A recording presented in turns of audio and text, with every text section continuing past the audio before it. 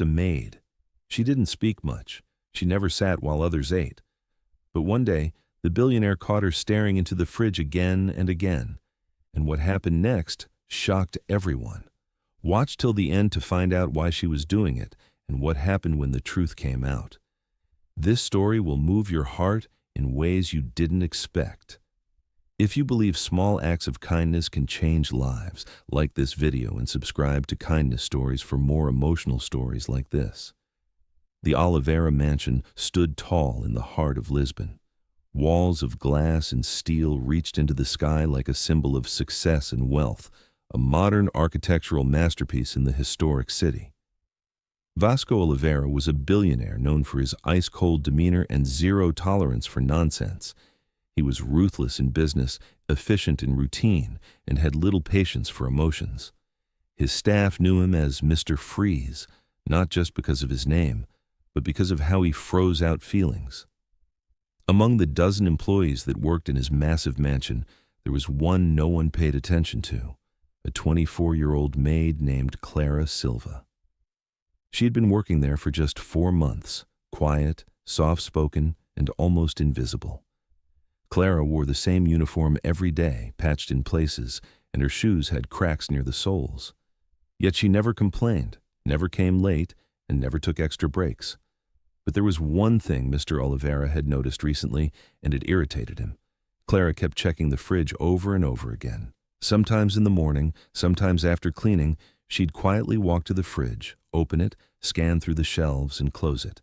She never touched anything, but her eyes stayed glued to the containers and expiry dates. It was strange. One afternoon, Vasco came back early from a business meeting, frustrated after a deal went south. As he walked through the hallway, he noticed something from the corner of his eye. Clara, once again, standing at the open fridge, staring. He marched in. "Que rayo está a fazer?" "What the heck are you doing?" he snapped. Clara jumped, slammed the fridge door shut, and backed away, her face pale. I was just... You were just spying? Stealing? Looking for leftovers?" His voice was thunderous. "No, sir. I was just..." Her voice cracked. "Está despedida. You're fired," he barked without letting her finish. "Faça as suas malas. Get out. I don't need a thief or a spy in my house." The other staff looked on silently as Clara choked back tears. She didn't argue. She didn't beg. She simply nodded and walked to the staff quarters. By nightfall, Clara was gone. Vasco tried to return to his normal routine, but something about her silence stayed with him. Not guilt, just curiosity. Why didn't she defend herself? Why was she doing that? 3 days passed, and then something strange happened. Dona Beatriz, the longtime housekeeper, approached Vasco. "Sir, if I may," she hesitated. "What is it, Beatriz?" "I know you don't like to be questioned, sir, but about Clara." Vasco frowned. "She was going through the fridge every day. I saw it with my own eyes." "She wasn't stealing, sir," Dona Beatriz said softly.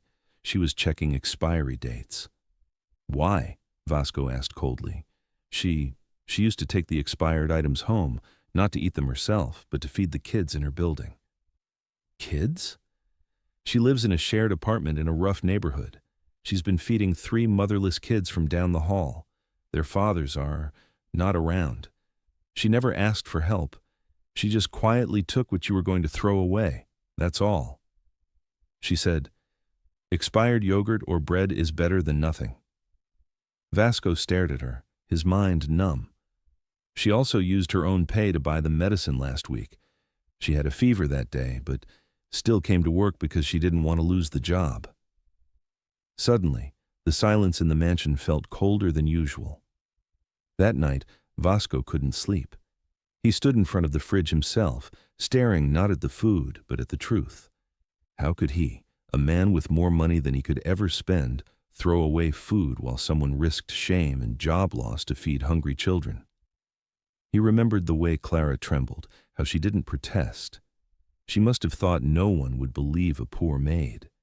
He didn't feel guilt. He felt ashamed.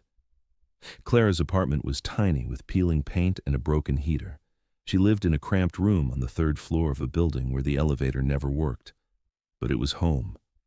It had been 4 days since she'd lost the job. She had 12 euros left and had skipped meals, so the neighbor's children, Thomas, 6, Sophia, 4, and baby Laura, could eat.